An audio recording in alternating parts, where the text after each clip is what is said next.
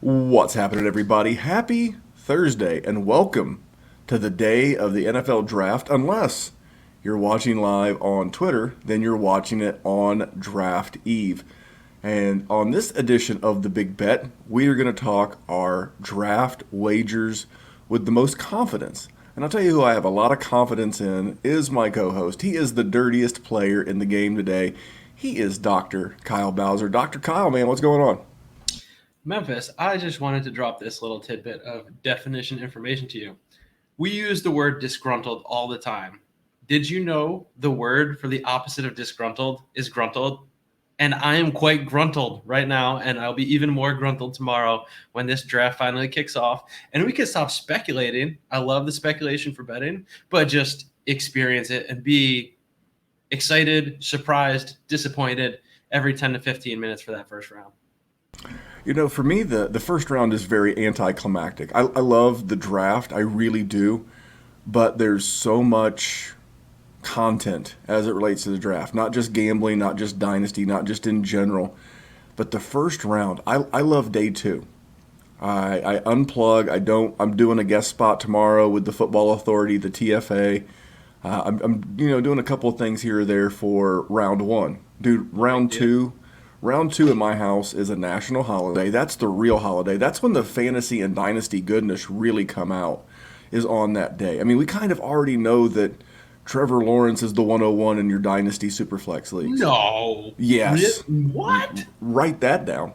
Hold on. Got I need Jerry's writer downers for days now. Yeah, But absolutely. And so we kind of have a good feel of where the guys in the first round are going to go, what the draft capital is going to be. There'll be a curveball or two. It's those day two guys, round two, round three, that will really elevate, the wide receivers especially. This running back class is particularly weak, in my opinion, once you get past the top three or four guys. So we will figure all of that out. Now, what are you doing for draft night? What are you and Mrs. Kyle and the dogs doing for draft night there in NYC? honestly, probably watching whatever my wife wants to watch, and I'll be tracking on my phone. You sir. So I got lucky. So ESPN and NFL Network basically run the draft. Well, my wife had watched none of any of the Marvel TV series. She liked the movies. She couldn't have cared less about WandaVision. But for some reason, that first Friday when I sat down to watch The Falcon and the Winter Soldier, she was hooked. She was hooked. Nice. She's a big Sebastian Stan fan. I know him, no big deal. No big deal. Just hey, if you What could ever used to get him to work come on for the him, no pod, big deal. if you can ever get him to come on the podcast and bring No, the metal I don't on. know him that well, but Oh, okay. Well, that would be I did cool work if with him in the gym I worked at. Yeah. fair enough. So anyway, so my wife, was a big fan of the show. Well, that show ended last Friday. Right. So it had been appointment viewing the last 6 weeks. Every Friday night, my wife and I, we would sit down and watch the most recent episode of Falcon and the Winter Soldier. But this Friday, Disney has done me a solid. I don't have to worry about that. I can just watch the draft. My wife is going to go. I wish that was on. I was like, I know, honey. Once you read a book, and I'm going to watch a little bit of this draft, and that's what's going down. I'll still be hammering draft props the rest of the way, but I just want to get a little bit of the promotion out of the way. Still looking for 5-star reviews. If you're listening to this via podcast, or if you're watching on YouTube, you can support the show for free. The freest way is to rate, review, subscribe, and share the show. We're going to be going 7 days a week in season, including the live Sunday show. Now, Dr. Kyle, I know you can't commit to every single Sunday. You are a man about town there in New York City. You and the Yes. lovely Mrs. Dr. Kyle will be, and the dogs will be cruising around Soho and Manhattan and all those, luncheonette Look at you spots. dropping Soho. You I, want to check out um, the Village or Dumbo or Tribeca with me, Hey, Memphis? me, you, and Robert De Niro in Tribeca Grill. We'll be there. Deal. We'll do that. But we're going to do a live Sunday show this year. It's going to be from 11:30 to 12:55, just before game time, answering trade questions, start sit questions, whether it's gambling, dynasty, regular football, fantasy football. It's going to be a live show. But you won't know that it's there if you're not subscribed to YouTube. Obviously, 5-star reviews on Apple. I know. Cuss Steve Jobs. Don't blame me, but Apple is the one. It's the straw that stirs the drink, and that's the best way to help us grow this show. And what else do we have here, Dr. Kyle? We have some social media. We have social We media. I do. mean, I'm at DWZ Memphis. You're at Dr. DWZ underscore Dr. PT. The Correct. show's on Instagram and Twitter at Dynasty Warzone. And that's what we got rolling, man. But I don't know about you, but I am ready to talk a little bit about these draft bets. But before I do, we'll talk about our Patreon just real quick. We have a Patreon bet chat. So if you're into Dynasty and gambling and fantasy football, you can get a lot for your $5 over at the Dynasty Warzone Patreon. If you're interested, you can hit me up on Twitter or via email, dynastywarzone at gmail, or just go to patreon.com/Dynasty Warzone, and you'll see that it's the best value for $5 outside of what's a good $5 value? I mean, in New York City, you can get like what, half a pack of smokes? Not that you Uh, smoke, I'm just merely saying. uh, you get half a beer at the garden, Half a like beer at the garden. Okay, third so of a so beer there. at the garden, I mean, half a half I don't a. drink, I don't drink cheap tap beer. How much would like a nice bourbon at the Garden? I've never been to Madison Oh, Square. don't no. If we're going, I'm not. No, no. $5 in New York City, you could probably still get two slices and a Coke in certain pizza places. So you could walk up. Here's what stood the test of time in New York City: sandwiches and pizza. Like you can still Okay, get like a $5 Coke sub, and a slice. Coke and a slice. Yeah. Coke and a slice. All right, all right. So if you can avoid the carbs and sugar of a Coke and a slice for one day, you can afford a month of Patreon over at patreon.com/Dynasty Warzone. So, all right, man, all the promoting out of the way, 7 minutes, bell to bell. That's a record. And we talked about some stuff outside of this, but man, let's get into this. So we're gonna go through and we're each gonna give you our 5 best bets on the draft board. Now I use DraftKings. What did you use? I use DraftKings as well. You know, I hate to admit it, but it's the easiest to use interface of all the apps. The numbers are always competitive. I think they may even be like the industry leader. I don't want to say that outside of Vegas, but very easy to use. And I use DraftKings as well. So we're going to go backwards from our least. We're still confident. We still like the bet, but it's our least of 5. We're going to give you 5 each. I'm going to let you have the honors, much like a game of golf. Go Oh my. first. What's your fifth but least confident of the 5 bets on this draft? See, I went so deep into the DraftKings sportsbook betting rabbit hole today that I was just like writing down likes after likes after likes. So maybe at some point we just spitball. But if I have to pick one right now, I'm gonna go here. I'm going portfolio for my fifth ranked. And I was just listening to one of the PFF podcasts, and they're talking about we have this group of 5 quarterbacks that we've been talking about going early, but really it feels more like 2 or 3 and then a drop off to the other 2. And then there's this 6th quarterback that's sort of in limbo or just lingering out there who doesn't have his traits are very similar to 4 and 5 probably, and that's Kyle Trask. And currently on DraftKings, he's plus 800 to go in round 1 and plus 250 to go in round 2. And so if I might bet this. I haven't decided yet, but if you think Kyle Trask is the 6th best quarterback in this draft, do you believe that this 6th quarterback is 5 could go off the board by pick 9, anywhere from pick 9 to 15 at this point? You I think would it's be going to be stunned. another I would be 50 stunned. picks before a quarterback goes? No, I really don't. And with Tampa Bay bringing back literally every single Yeah, starter on both sides of the ball, all 11 on defense, all 11 on offense, what's going to be crazy. their what? And here's the question for you. You know, they kicked the salary cap can down the road quite a bit in Tampa Bay. They extended everybody voidable years. You see teams like, New Orleans paying Mm. that debt right now with Drew Brees. They kicked the can as far as they could.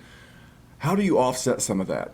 You draft a really young quarterback, a developmental guy. You can afford to splurge on a first round guy if you want to, but why not take Kyle Trask if he's there at the last pick of the second round? Let him sit for a year, maybe 2. Hell, you never know with Tom Brady. With modern medicine and his income, he may play till 50, and you may never know. But how would they do that? Having a real cheap quarterback, in a year or 2 could be a nice thing. With the And option on that 5th year because they're picking well, 32. that's right.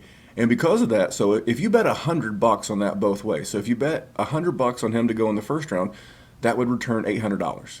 But if you bet $100 on him to go in the second round, then that would return 250. Now the 100 you bet plus 250 back, which would allow you to pay for both bets and still make about $150 on both ends. And if for some reason they get a hair across their ass and they take a QB in the first round, now you've made a nice little lick there. So I don't hate it. I'm going to have a similar one soon.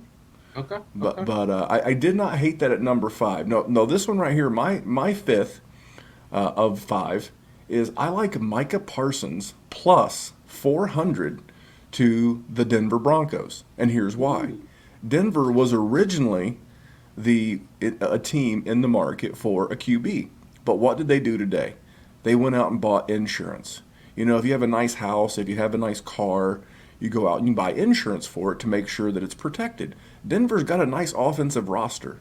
They've got Cortland Sutton, they've got Jerry Jeudy, KJ Hamler, Noah Fant, a good and improved offensive line, and Melvin Gordon.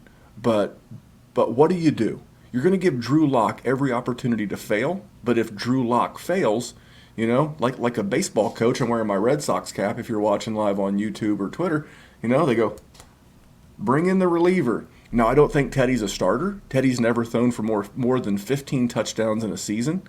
I think Denver wants to see what Drew Lock can do in a more normal offseason. So what would a defensive-minded head coach want? Arguably the best linebacker in the division. If you were going to play Patrick Mahomes twice a year, if you were going to play Justin Herbert twice a year, and make fun of Derek Carr all you want, but he's a very serviceable quarterback. And another one, so if Denver goes linebacker at 9, that would make Micah Parsons the first defensive player off the board. That would pay plus, well, I saw it at plus 375. I had him plus 400 to Denver. It's plus 500 as of this afternoon. Because that's one of my written down ones. And it very well could have changed. But those are two that you like. So maybe he doesn't go to Denver. I don't see him going to Dallas with Jalen Smith there. But, you know, this is a bet that I picked at the last minute because of the information. I no longer see them in the quarterback. And if we talk about the first 3 picks are going to be quarterback, we think Atlanta's going Pitts. The Bengals are going Sewell or Chase. Yep. The Lions will go the opposite. Miami will probably maybe be in on Jalen Waddle or Sewell or Chase. Then you have Carolina, who will probably trade out so someone else can trade into a quarterback. That leaves Denver. And you can even hedge this bet with a portfolio-style bet like you did. You could actually bet him to go to Denver, or you could bet that Denver takes a cornerback, because that would be the other position I could see this team going. But for me, my fifth confidence pick, you can go either way, or you can bet both if you want. Micah Parsons plus 400 to the Denver Broncos, or plus 375, what I wrote down, plus 500, according to Dr. Kyle, to be the first defensive player off the board. The reason why it was 5 is he also has some alleged character concerns, you know, but I didn't see that as any big deal. And Vic Fangio loves a good middle linebacker. So what is your fourth most confident pick of this draft board? All right, I got a couple that are like, you're laying a little bit of juice, but I really like them. So I'm gonna bucket those as my 4 because they're not sexy, but they feel really safe. Where you're laying a little bit of juice, but not too much. The first one is total cornerbacks corner CBs going in the first round.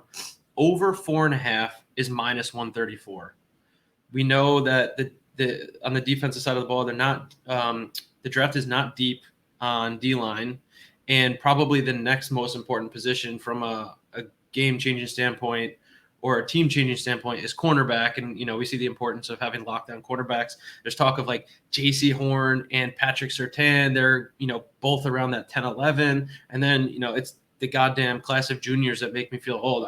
It feels like it wasn't that long ago where I was drafting Patrick Surtain and Asante Samuel for my Madden franchises back in the day. And here they all are juniors and everything. And then there's Caleb Farley, who slipped in the draft because of his medical history. So looking at mock drafts, there's a number of mock drafts where there's 5 cornerbacks going in the first round. So if you think that this, like Caleb Farley, doesn't fall too far, over 4.5 minus 134 feels good. My next one, Kadarius Toney, minus 121 to go in the first round. This is an interesting one because being buried in fantasy football, we know like nobody gives a rat's what about Kadarius Toney. He's nowhere in anybody's first, second, maybe even third tier of wide receivers. But for whatever reason, all the talk in mock drafts and with rumors, whatever you want to call them, Kadarius Toney there's a likelihood that it goes in the first round. Perhaps it's because people view him as the most upside gadget player. He's not tiny like Rondell Moore. So I also like that one. And then my third one, you could do Penei Sewell. Like you said, we think he either goes 5 or 6. He's minus 112, under 6.5. So if you think he's going to Cincinnati or Miami, which both like either or feels pretty lock-ish, that's minus 112 either way. So I would take Sewell under 6.5, minus 112. So those are my 3, like laying a little bit of juice, but feel very good about. The only way I see you get hit on that Sewell pick is if for some reason Atlanta lets someone trade up to get like a Justin Fields. Because then I could see Sewell sliding to 7 at Detroit, but I think Detroit would let that be the end of any slide for him. My 4th bet is Travis Etienne as the Etienne, first. yeah, it's like reading the 3 letters. I have heard both. And I have him as the first running back off the board, plus 150. There was a report that came out on Monday that the Buffalo Bills were looking to move up to pick 23, I believe. I think it was the Jags pick.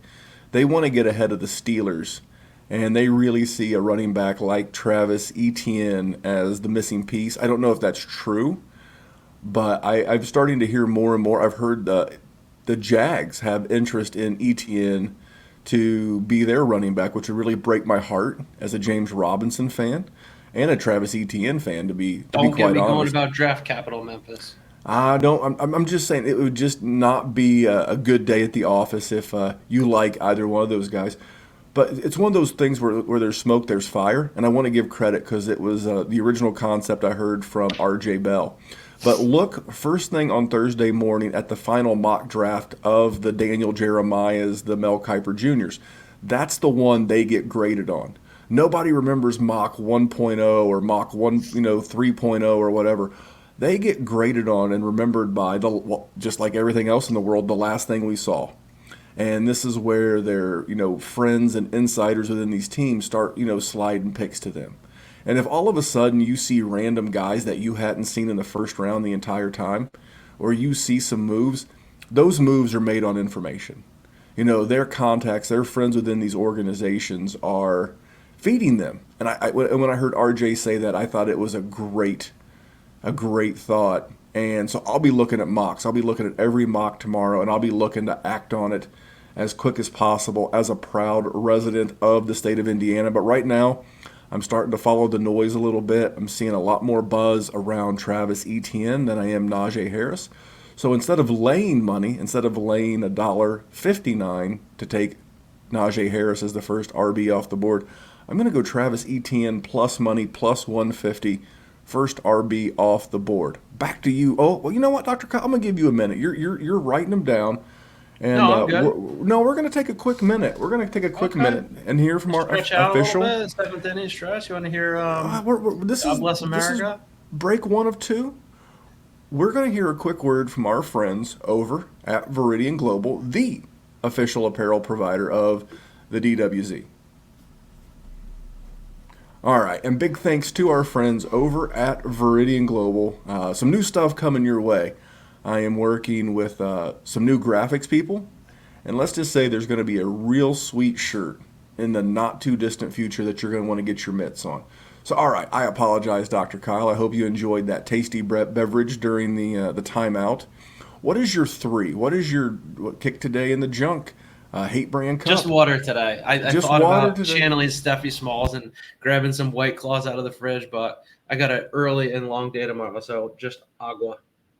That's a callback to our Wednesday podcast, Tuesday YouTube guest, Steffi Smalls from the FTN network, and big fan of all things White Claw. I was going to get a prop for Steffi's visit last night, but I didn't have time. The gas station that I go to on the way to work, they have these ginormous, like 24-ounce claws. It's like a triple. And I was going to have that for a prop, and I just ran out of time. But speaking of time, it's your time, man. I want to know about your third rated prop of this draft. All right. So Baltimore plus 200, first position drafted wide receiver. So we know all the talk that's going around Lamar Jackson, his ability as a passer. Yes, they brought in Sammy Watkins, but what does that really mean? From a fantasy standpoint, sell after week 1 with his 2 or 3 touchdown explosion, and then he'll disappear with a hamstring the rest of the season. I like this bet because I think Baltimore believes that's one of their needs to really see if Lamar Jackson can be the long-term guy. They're talk of picking up his 5th-year option, but no talk of extension yet. A little interesting. Why I also like this, with both of their late first-round picks, they're picking, I believe, at 27 and 31 now since they just picked up the Chiefs. The way I see this falling is, and I'll reference this when I get to one of my other picks later, with picks 27 and 31, they're going to have a chance to see how the wide receiver landscape plays out. And I'll also give props to RJ Bell with the analysis. I think it was late last week where they were talking about, with the importance of the 5th-year option, teams maybe leaning towards like those skill position players towards the late first to make sure that they have that option later on. So I think we will see later in the first round offensive players, skill players coming off the board. But if 27 is approaching, I think Baltimore has the ammunition to move up a few for a guy they like, or if 27 approaches and they have a couple guys they like, they can then trade 27 to somebody who wants to move into the first, maybe to grab a wide receiver or a running back, and then still maybe get their guy at 31, because I think early we're going to see Chase Waddle and Devonta Smith probably in those top, 12, 13 picks. And it could be a bit before we see that next tier of Bateman, Kadarius Toney, Terrace Marshall. Terrace Marshall is plus 100 to go in the first round. I think there was one other wide receiver. No, never mind. Cornerback. I digress. I'm rambling, but Baltimore plus 200 wide receiver, first position off the board for them. 3. Lock it in. I like it. I like it. Baltimore, as they tried everything under the sun to get a free agent wide receiver. They were linked to Juju. They were linked to Kenny Galladay, T.Y. Hilton. Ultimately landed Sammy Watkins, but they know they need some more playmakers on the outside. They made a nice little trade to unload Orlando Brown Jr. to the Chiefs. I just hope. I was just looking at a mock draft that had the Baltimore Ravens going Azeez Ojulari, the edge out of Georgia, with the 27th pick, and then your man Kadarius Toney with the 31st. So maybe you'll get lucky and they'll invert those and go out. So I'm going to go back to the running back position. I am going to go. It's basically an even money prop. Najee Harris over or under 25.5. It's lay $1.12 either way. I like the under. I think there's going to be one running back go in the first round in this class, and I don't think it's going to be Najee Harris. I know there's a lot of mock drafts that have the Steelers taking Najee at 24 overall. I don't think so. It's getting the running back before fixing your offensive line would be like, painting your house. And I don't know. I can't even think of a good analogy right now. It's like, how about this? It's like wiping your ass and then taking a shit. You've not really solved the underlying problem. What you really need to do. I'm sorry. I've always said that taking You're a doing shit it after backwards. showering Yeah. is like taking your Jeep through the car wash and then going off roading. It's just doing it backwards. I mean, this is a team that's got an aging offensive line. They're like Hall of Fame worthy center. Pouncey retired. They lost Andrew Villanueva, more than likely to the Ravens. There's rumor that he's going to sign with the Ravens after the draft. I mean, you don't fix the running game by drafting the running back. You fix the running game by fixing the offensive line, then getting the running back. Maybe they take a Chuba Hubbard. I would love for them to do something like them take Trey Sermon in like the third round or something, a kid who, went to school there at Ohio State, and pair him up with a Big Ten Thunder and Lightning combination of Trey Sermon and Anthony McFarland there in Pittsburgh. But I think they need to address the offensive line first. And because if Pittsburgh doesn't take Najee, I think he falls into the first part of the second round. Maybe Miami. Maybe Miami takes him at 18, but I really like him at minus 112 to go later than the 26th pick. Thought on my Najee Harris bet? I'll be honest. I don't love it. I don't hate it, but once we get to my first bet, my number one bet, you'll know why. Okay. Sorry. All right. You're back up at number 2. Do we want to go crossfire? Do we want to crossfire this shit? You're stuck. You are stuck still. You're stuck 2 units from the regular season. If you want to try to get action, you got it. So what was the bet? It was over. You think 20, Najee Harris is going later than 25 and a half. So if he goes 25 or lower, you would win. Okay. If he goes 26 or beyond, I would win. That's intriguing. Let me think about that, because my number one bet doesn't necessarily completely correlate to that. Well, we'll get to it, but I'm just glad I'm the one who controls the soundboard because I get to do all the. But I'm not impressed by your performance. So bring it. Just bring it. Just bring it. On my ventriloquism, and I'll just do my own. You got to work on your soundboard game, man. All right. So what's your second bet? You can think about that between now and the end of the show. I will, and we'll see what that looks like. Second bet, I'm going to your native land, your hometown over there. I'm going to give you 2 options. This is a choose your own adventure, but it's a best case scenario portfolio bet. Indianapolis Colts, Chris Ballard, first position off the board, plus 130 offensive lineman, but also plus 200 defensive lineman. Memphis. Well, you do the talking. I'm going to go to the bathroom. You just do the talking about why that's such a good portfolio. I do like that. Now, is it a no bet if they trade out? Because Chris Ballard has been the GM for like 5 years and has made 2 firsts. Just the very first pick they make. The Colts' first player drafted, offensive line, or is plus 130, defensive line, plus 200. Just want to make sure I have clarification. Yeah. So I just look at what the Colts do. The Colts are very – I think they're very well ran, very smart, but they're very mom and pop. They're very practical. The Colts aren't going to the store. They're not going to like Saks Fifth Avenue. They're not going to Neiman Marcus. They might splurge and go to Marshall's and look for like a brand name player cheap. That's how they got Carson Wentz. They would love to trade out because they know the price tag for Carson Wentz is going to come due. It cost them their 3rd this year, and it cost them potentially a 1st next year. So what would Chris Ballard love to do? They would love to trade back to maybe a team wants to come up. Maybe Cincinnati wants to come up and, maybe they go Penei Sewell at 5 and they want to come up and get, like a wide receiver for Joe Burrow at 20. So maybe they take the Bengals second this year and the Bengals second next year. That's going to, offset some of that acquisition cost for Carson Wentz because, it's more than likely going to cost them a 1st, at least a 2nd. So, they could be looking ahead. But, yeah, Chris Ballard is going to draft for need. They need an offensive tackle. You don't invest the kind of draft capital they did give up to get Carson Wentz and then not give him a left tackle. Now, they could move Braden Smith, who's been playing really well for the Colts at right tackle. They could bump him over. They've even talked about doing the knuckleheadedness and moving Quentin Nelson from left guard to left tackle.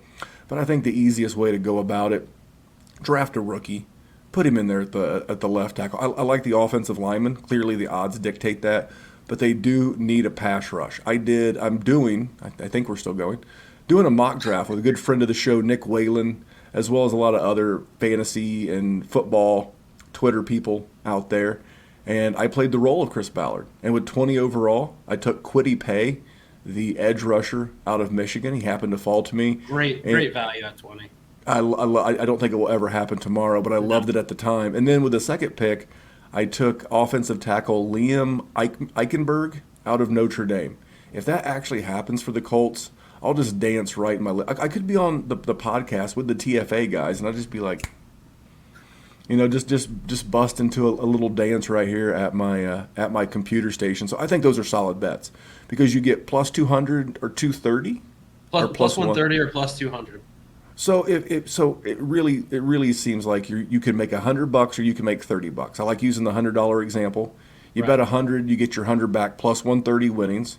Yep. So that would be $30 profit. And then if it was the other way with a defensive lineman, you bet 100, you get your 100 back plus 200. One of those two offsets the first bet, and you walk away with somewhere between $30 and $100 profit if you want to get down both ways. So that's just a nice little way to improve your ROI. Was that your mindset there? Did I get inside your head?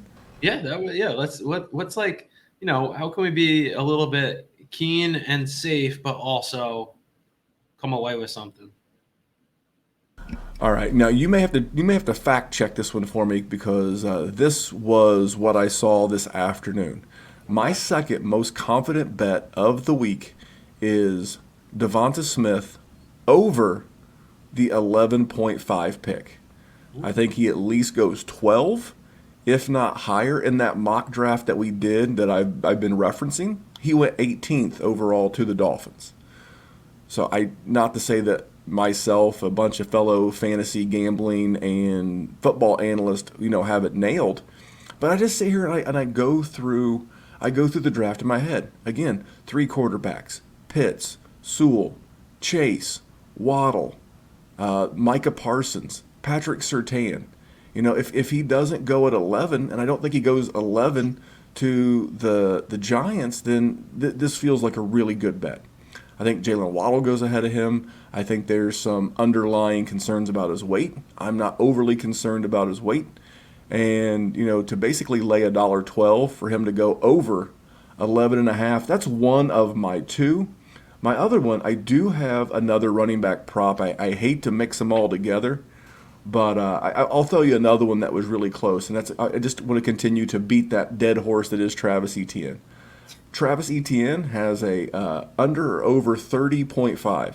Yeah. So if he goes 30 or sooner, you would get minus 106. So it's almost an even money bet, and that pairs nicely with my first running back off the board. I don't think he gets past Buffalo. If Buffalo can't trade up and he's there at 30, I think Buffalo takes him. I believe in the smoke, and it just feels like a really nice combo bet to go with the Travis Etienne as the first running back off the board. So it's not really a portfolio bet because it's kind of a hedge. It's kind of a hedge because the one's basically even money. The other one you're getting, 1.5 times your investment. It could end up just being an exercise in futility. So, but I do still like that bet, him under 30. So, thoughts before we go into the final segment and we go into big bets?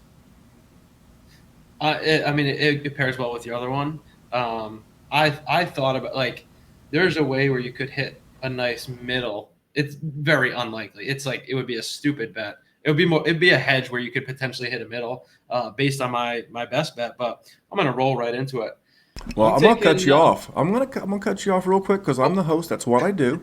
I want to make sure that I call a second timeout for my boy Matt over at Hate Brand Goods. What a cliffhanger! But if there's ever a reason to cut me off, it's for Matt Vincent.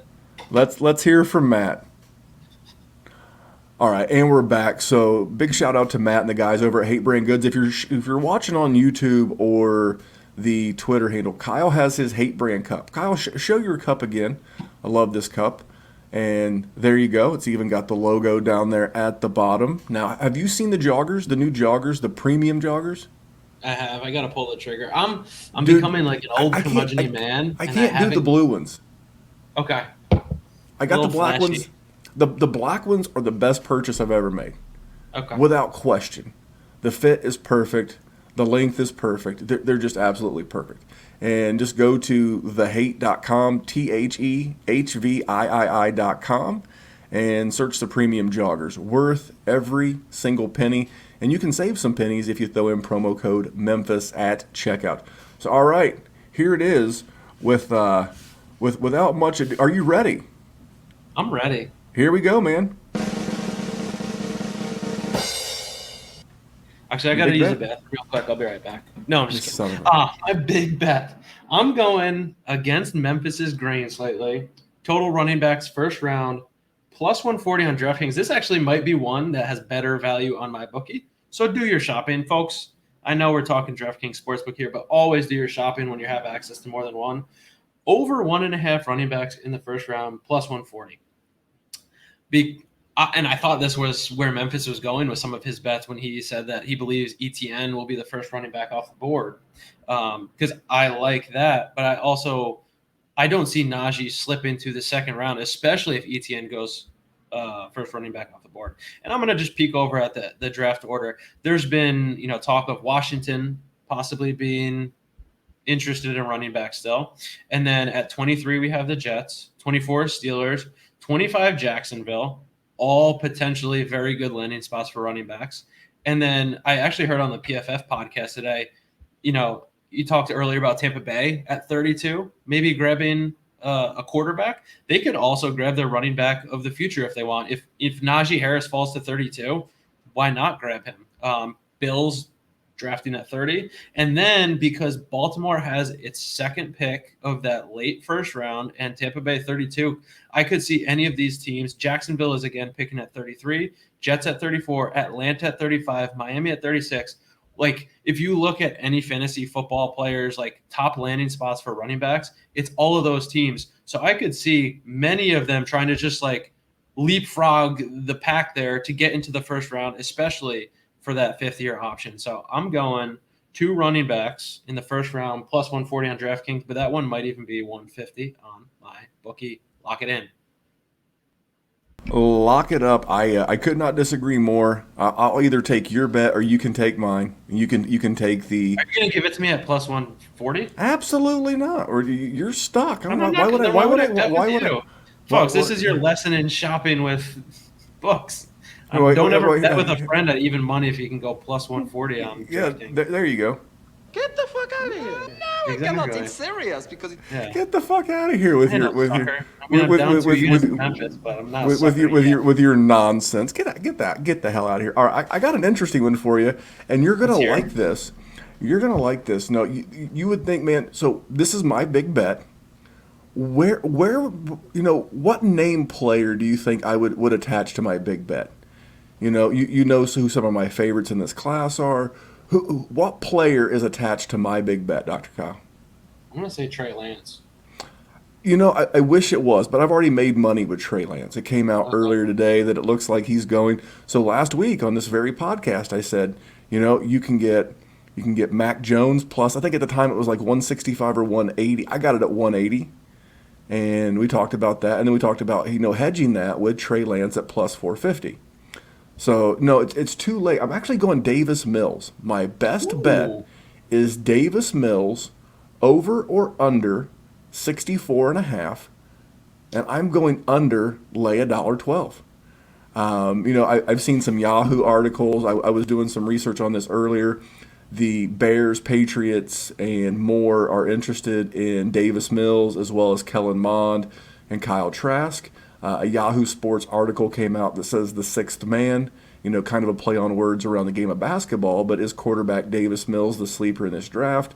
And, there was news, just several sources. This was a guy who was one of the top recruits coming out of high school, 6'4", 212 pounds, obviously a smart kid coming out of Stanford. And I think if the Bucks if they don't go with a QB in round one, they could go with your boy Kyle Trask. It's very, very feasible. But I don't think they let a Davis Mills slide by them at 64 overall. I think someone is going to – I could see the Washington football team in the middle of the second round taking a swing at Davis Mills, a developmental guy behind a Ryan Fitzmagic. Maybe the Lions put him behind Jared Goff. I don't know. I know there's a lot of buzz around this guy.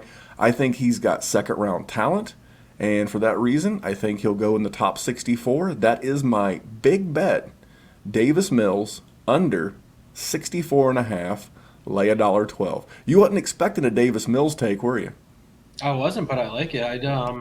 I showcased him on the rookie injury special. He was like the top talent in coming out of high school in his class, and then he suffered a couple ACL tears and a couple, redshirt this and missed season there and yada yada. Just never put it all together in college. So I'm into it. I wouldn't even be surprised if like a New Orleans took a shot on him. I'm not convinced they love Taysom Hill long term or Jameis, and Right. I like the fact that he went to Stanford. And I know that seems like a small thing, but guys that go to Stanford typically are pretty intelligent. It's the Harvard of the West. And I could just see him getting along famously with a Sean Payton, with a Bruce Arians, someone like that. I can even see Pittsburgh taking him in the second round. Just think about any team that's got either a journeyman quarterback or an aging quarterback. And to our conversation earlier, I mean, these teams are going to want to save money. How do you save money? Second round, third round quarterbacks. You're hoping to find the next Dak Prescott. I'll be looking for a prop bet. I didn't have time to shop this today while I was getting ready for this. I'm going to look at a number of quarterbacks going in round 2, or maybe the total number of I don't know if quarterbacks. that's out there yet. I don't like. Well, that's what I'm saying. Though I will be looking for that because I think you'd get 3.